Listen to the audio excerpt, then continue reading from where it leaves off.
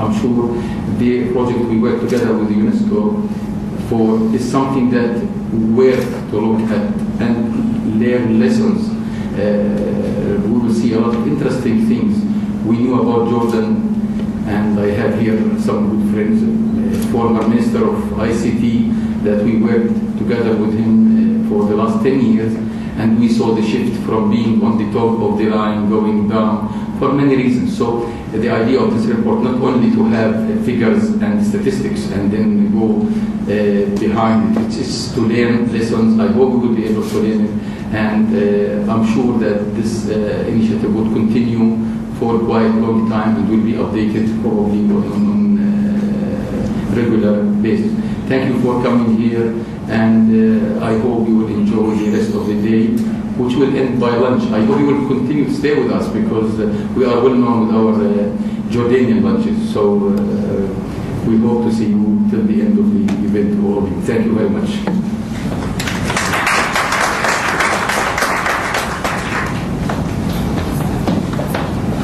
Thank you, Mr. Musfanatuddin, for the opening remarks. I'd like to now bring to the forum Dr. Anna Paolini, who's the head of UNESCO Office and Representative of Jordan. Dr. Anna. Thank you very much. Your Excellency, Dr.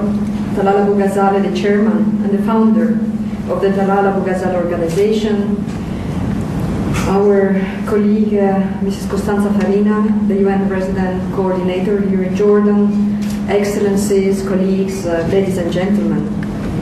On behalf of UNESCO, I have great pleasure and the privilege today to salute our, I would say, vibrant partnership with .org on the occasion of the launch of this joint ICT reports on education indicators in 5 selected Arab countries. It is worth recalling here that this is a regional service initiative. It's a pilot experience of cooperation between Talal Abu-Ghazaleh organization, the UNESCO Communication and Information Sector in Paris, the UNESCO Institute of Statistics, presented here today by our colleague, and our office here in Amman.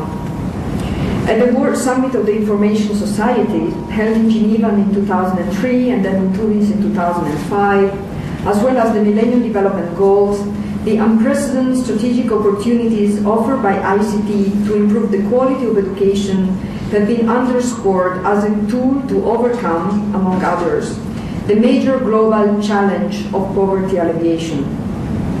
The World Summit of Information Society also acknowledged the necessity to benchmark and measure the state of the gap in access and use of ICT across various sectors within countries, and to track progress of countries toward the information society by establishing internationally comparable and policy-relevant indicators. And I would like to quote from the Wisdom 2003. A realistic international performance evaluation and benchmarking, both in qualitative and quantitative terms, through comparable statistical indicator and research results, should be developed to follow up the implementation of objectives, goals, and targets action, taking into account different national circumstances. Appropriate indicators and benchmarking should clarify the magnitude of the digital divide in both its domestic and international dimensions, and keep it under regular assessment and track global progress in the use of the ICTs to achieve internationally agreed development goals and objectives, including the Millennium Development Goals. In line with the WISES framework, to which most countries have adhered across the world, UNESCO and .org have launched in Amman in Jordan in June 2011 a new ICT in education indicator project for the Arab region, which ultimate goals were to strengthen national capacities in the Arab states in collecting policy relevant ICT educational statistics, to define and apply indicators for measuring the state of ICT integration in educational system within country of the region, and as well to monitor on regular basis countries' policies development and implementation in the area of ICT in education. Regarding the overall state of primary and secondary education in our region, the 2012 edition of the UNESCO Education for All Global Monitoring Report revealed over the past decade some important advances toward education for all in the Arab states. In the Arab state, the primary net enrollment ratio increased from 77% in 1999 to 86% in 2010. Nevertheless, despite this progress, 5 million children of primary school age are still out of school. Yemen and Morocco are two of the states that are more lagging behind. Yemen is one of the 10 countries in the world with the most number of children out of school. Millions are also likely to be denied the right to education in countries that have suffered for conflict, but not report the data, such as Iraq, the former Sudan, and now, of course, Syria. The gross secondary enrollment rate increased from 59% in 1999 to 69% in 2010. However, still 3.7 million adolescents remain out of school. The 2012 report also revealed that once in school, many are not learning the basics. Primary education is often not of sufficient quality to ensure that all children can learn the basics, with some variation across country in the region. For example, in Tunisia, almost 3 out of 4 of every children make it to the grade 4, but still cannot adequately count. The marginalized are being left behind, and fewer girls than boys are in school. 9 out of 15 of the Arab countries with data have not yet achieved the gender parity at primary level.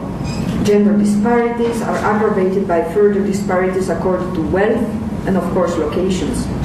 In 2005 in Iraq, for instance, almost all children from wealthy households had been to schools, whether boys or girls, but 34% of poor girls living in the south have never been to school, and 15% of poor boys in the region were in the same situation. The poor quality and relevance of learning in the region tend to leave a huge skills deficit among young people. 1 in 5 young people in the Arab state have never completed primary school, and so struggle to find well-paid and secure jobs. This is estimated at 10.5 million young people in the region who need at least the lower secondary education to have foundation skills to find jobs that pays a minimum wage for their living and their family living, of course. Discrimination in education and training continues through into the workplace for the young women.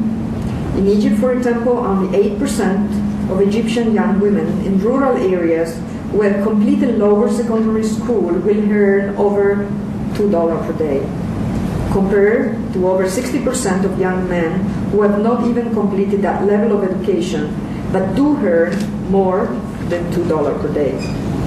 In the region, even if young people have the opportunity to attend secondary school, many still lack foundation skills and transferable to the 21st century skill, such as problem solving, for example, ICT skills, and critical thinking, as well as skill to work in particular occupations.